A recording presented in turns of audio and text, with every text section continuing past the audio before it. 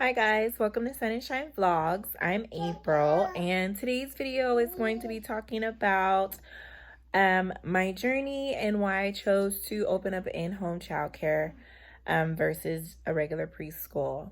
So I'm just going to get into it and just start talking because it's just going to be just a talk with me video. If you hear noises in the background, those are my daughters. I am a mom as well as a business owner, so you're gonna get the real deal here. So if you hear a little crying, if you hear music in the background, it's because, you know, the kids are doing what they do best.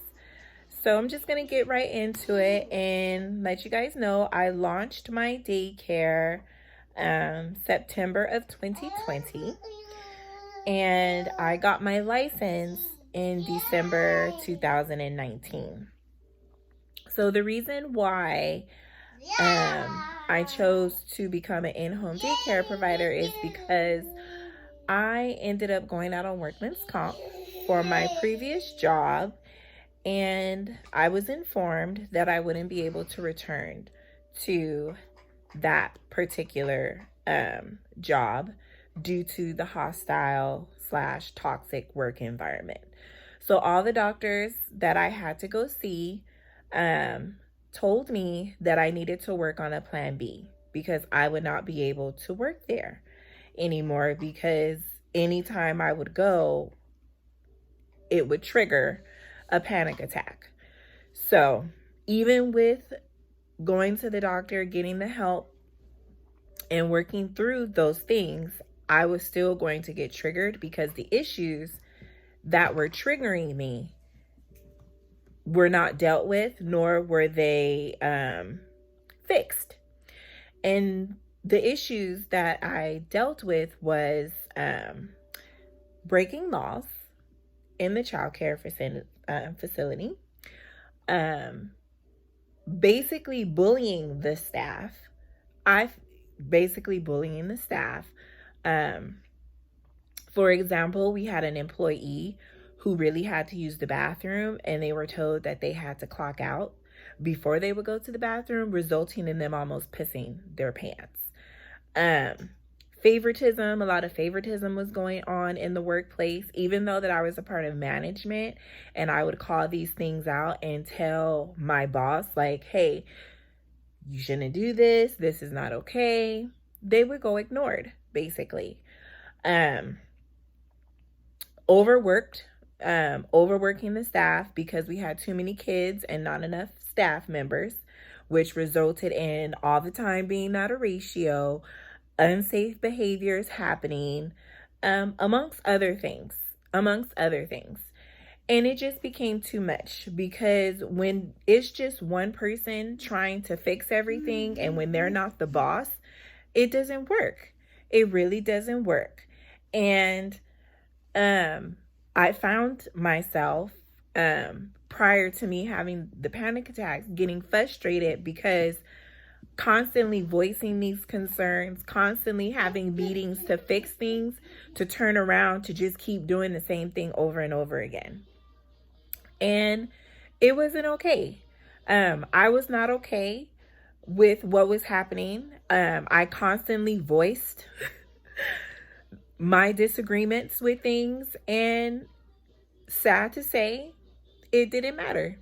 The director did what they wanted to do, didn't care that it was taking a toll on the staff, taking a toll on the kids, breaking laws, didn't care about none of that. And it's really sad to say.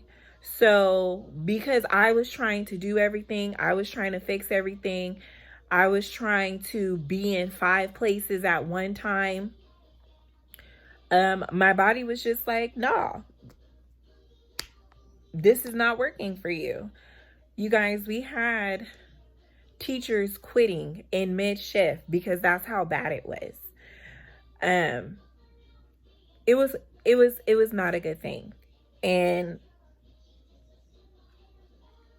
yes, you know, you're like, oh, they quit mid-shift, but in all honesty, it was really bad. it was really bad, and their reasons for quitting was true. Just to be honest about it. And I voiced that, and I said they didn't lie. It is true. Um, it was just a lot of things. Mistreatment of children going on, and me voicing my opinion, like, you not even voicing my opinion, saying this is what needs to be done. You need to do this because you're not doing what you're supposed to be doing. And what's right. Like, I'm an advocate for children, and when you're advocating to who's supposed to be running the place and they're not doing what they're supposed to be doing, it takes a toll. It takes a toll. And I started having panic attacks because it was too much. It was too much. The fear of children seriously getting hurt, the fear of me getting in trouble for the things that was happening that were illegal. It just was too much. It was way too much. So I ended up having to go to the doctor, and the doctors took me off work and told me that I needed to find a new job. And I'm like, nah. 5 years, like 5 years of my hard work, working my way up to the top, like that was my school, trying to fix it, thinking that I can fix everything, make everything right. It was horrible. And let me tell you how bad it was, you guys. I'm calling the district manager, telling this man everything that's going on. And his response was, I was waiting for you to come back so you can fix it. I am not the director of this school. What do you mean you're waiting for me to come back so I can fix it? What do you mean? Like, no. So I ended up telling him, like, what do you mean? I'm not the director. I can't fix something when I'm not the boss. When I say what needs to be done doesn't get done, I'm like, you're the boss of her. You need to hold her accountable. What do you mean? So that was like the straw that broke the camel's back, because I'm like, so you see that there's a problem, but you don't want to do anything to fix it, right? So I'm like, okay. When I mean to tell you that I was frustrated, I'm calling my husband when I can get a break, because 9 times out of 10, I never got a break. Never got a break, didn't get lunches. I would work 10 to 12-hour shifts. I started work one time 7 o'clock, left at 10 p.m., started 7 a.m., left at 10 p.m. No breaks. No breaks. So I would go to the bathroom, call my husband, crying, frustrated, because I'm like, this is insane. Like, what we're subjecting the employees to and the children to is not right. Like, it really isn't right. So the week before I ended up going out on workman's comp leave, I had 7 teachers that I could not send out to lunch. One of those teachers started at 7 in the morning and didn't get lunch until 3 o'clock. Mind you, she was off work at 4. So I'm buying pizza, walking around the school, giving the teachers food, because I literally could not send them to a break. I didn't have teachers to send them to a break because we had more children than we had staff. And this is not a one-time thing. This is not a 2-time thing. This was every day, you guys. Every day. Every day. Childcare center. Multi-billion-dollar company. Literally did not care about the quality of care. All about money. I specifically told the director, we cannot enroll any more children until we hire more teachers. Literally cannot do that. And the very next day, she enrolls more children. She enrolls more children. And I'm like,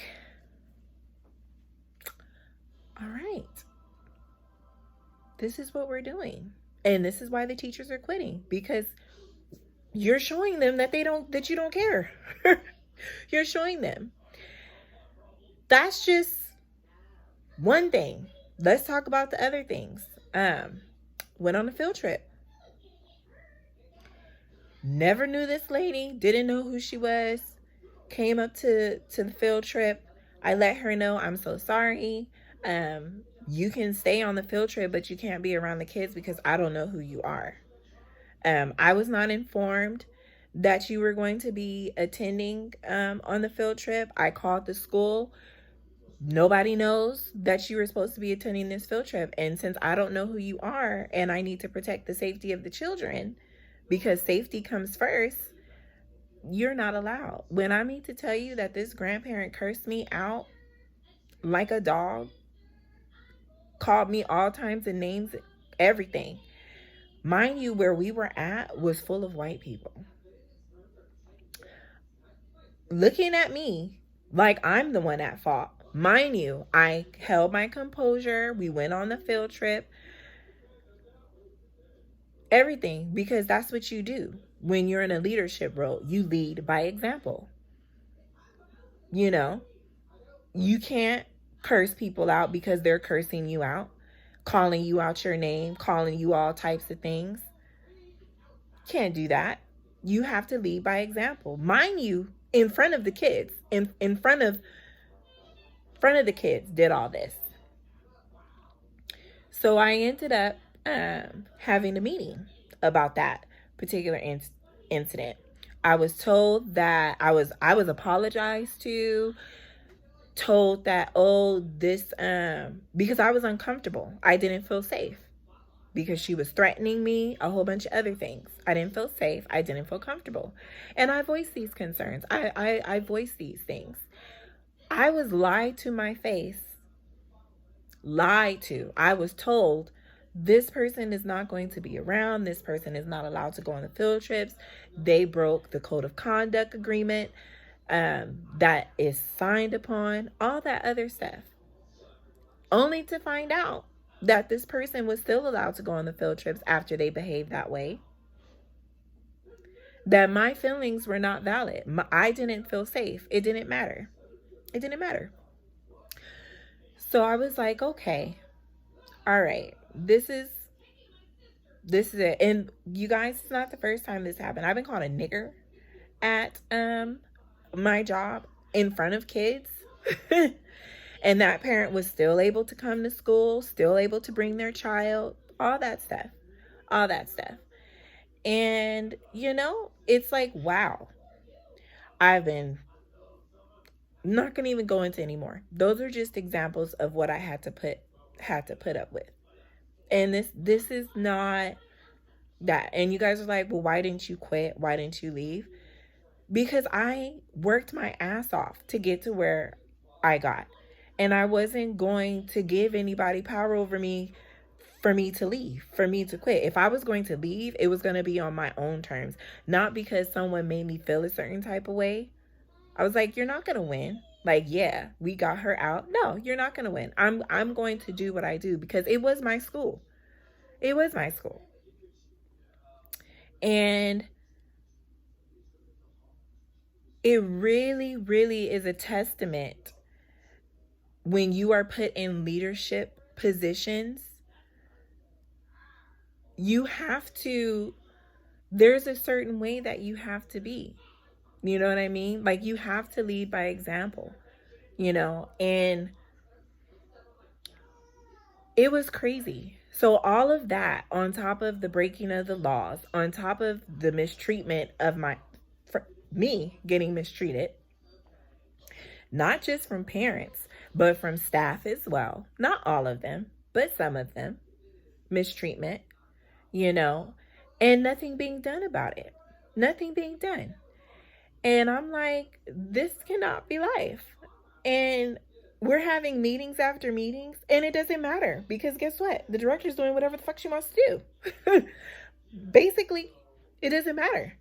And I'm like, and I remember the very last meeting we had, and I said, nothing is going to change. I said, nothing's going to change. I said, you're afraid to hold people accountable for their actions. You're doing whatever you want to do. You're not listening to what any of us have to say. You're doing your own thing because, like you said, this is your school and this is what you want to do. And I was just like, this is too much. I was having chest pains.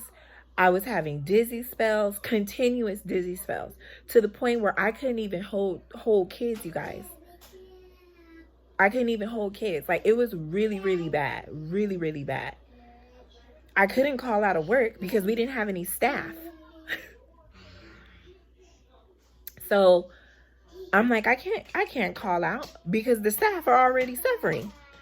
If I call out, they really not going to have anybody in their corner. They're really not going to have anybody on their team speaking for them or the children. So I was just like, okay. I ended up going to the doctor, and they ended up telling me that I needed to quit my job. And I was like, no, I'm not doing that. I'm like, what's the next solution? She's like, well, you're getting taken off because of work. So you need to go to your job and do workman's comp. That's what the doctor said. And I was like, okay. So I went, did workman's comp, went out, had to go see the workman's comp doctor. They took me off work, ended up getting approved, ended up being off work, ended up seeing the psychologist, ended up seeing everything. So long story short, I ended up starting my own in-home childcare because all the doctors that they took me to and sent me to told me that I wouldn't be able to return there because they're doing whatever they want to do. And the issues at hand are not going to change because they haven't changed then. They're not going to change now. So I ended up doing everything. I had my last appointment and they said that I was to return to work, right? I was to return to work. Mind you, still having panic attacks, still doing this. So the doctor said, when you go back to work, if you have a panic attack, you're going to go back to the doctor and they're going to take you off, because the goal of workman's comp is to get you back to work. So I ended up sending everything to the regional manager who's in charge of all of the schools that's under this big corporation. Never got back to me, nothing. So I figured like, oh, I'm not going back. So I ended up receiving some money from that company. And I was like, this is weird. I wonder what this is. They said they let me go because I started my own in-home daycare. And I wasn't being loyal. So they ended up letting me go because I wasn't being loyal. And I didn't say anything. I was just like, okay, all right, thank you. It is what it is. Because I had already started my business. I knew that they weren't going to send me back. I knew that they weren't, because I was under strict orders to call licensing every time they were out of ratio. I was on strict orders to call HR anytime something was amiss. That was part of my part of the help that I received at the doctor's, that if I were to return to that place, I would not be reporting to the director of the school. I would be reporting to HR. If they were breaking laws, I would report to licensing. I was to report them. That was what I was supposed to do. And they knew that. And that's why they did not want me to go back. And they didn't have any other reason to terminate me because I'm an awesome employee, you know? So I was like, okay, there it is. I already knew that I wasn't going to be going back because all the doctors said that I wasn't supposed to. So I was like, okay, I already had a plan B. And I knew that it was in the notes that they told me to find a plan B. So I wasn't tripping anything. But anyways, my case was approved. I do receive benefits from workman's comp.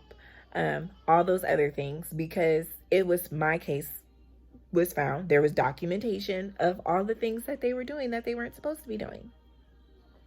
So, long story short, that's why I went that route. I could have opened up a preschool, but I wanted a more intimate setting. I wanted a more intimate community where you build relationships with your parents, you build the relationships and the nurturing environment for the kids as well. So it's a community, you know what I mean? You're able to know your parents, you're able to vibe with them, you're able to, not only are you providing a service, but you're also providing care. You know what I mean? Because it does take a village. It takes multiple people to raise. Like, my village is my husband, my mother-in-law, and my aunts and my cousins. Like, that's my village. And then my best friends. That's my village. And not everybody has that, So I wanted to provide a service that makes me a part of other families' village when they need something, when they need advice, if they just need to talk, if they want to just get some things off their chest. So that was one of the reasons why I chose to do in-home instead of opening up just a regular preschool, like renting a building, getting the clothes, all that fun stuff. And I absolutely love it, you guys. Like, the best decision ever. I really, really love it. Like, I'm learning so much with being my own boss, being my own entrepreneur. And it's very freeing, very, very freeing. So I just wanted to get up here and let you guys know why in-home childcare versus working at a preschool. I literally cannot work for anybody else. My last job was a nightmare, and I don't trust that any other place that I would work at would be different. I honestly don't. And I refuse to subject myself to that type of treatment and toxic environment. So I'm in the business of myself. I'm my own boss, and I love it. I love working with the kids. I love planning curriculum for them to do. Like, I absolutely love it. And I'm so glad that God allowed me to go on this journey. And that's why I said I am thankful for those experiences that I had at my other job, because it did prepare me for my own. It literally prepared me for my own. Mind you guys, I ran the school as a teacher for a year before promoting me to assistant director. Ran the school for a year, making them lots of money. So I figure, like, if I can make them a lot of money, I can make me a lot of money. And they provided me the tools and the resources to follow my dreams. And I remember reading an article, stating that use your current job to fund your dreams. And that really stuck to me, because I actually was doing that, because the end goal was for me to leave that job. That was the end goal. My end goal was not to stay there forever. My end goal was for me to gain the experience, gain the years attached to that experience, and to open up my own.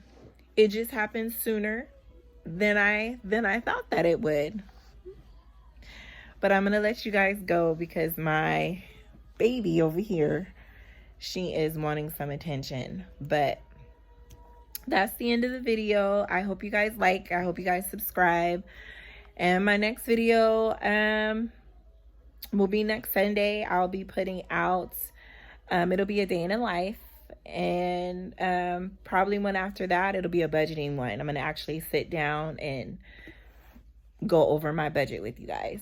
Well, toodaloo, and I'll talk to you guys soon.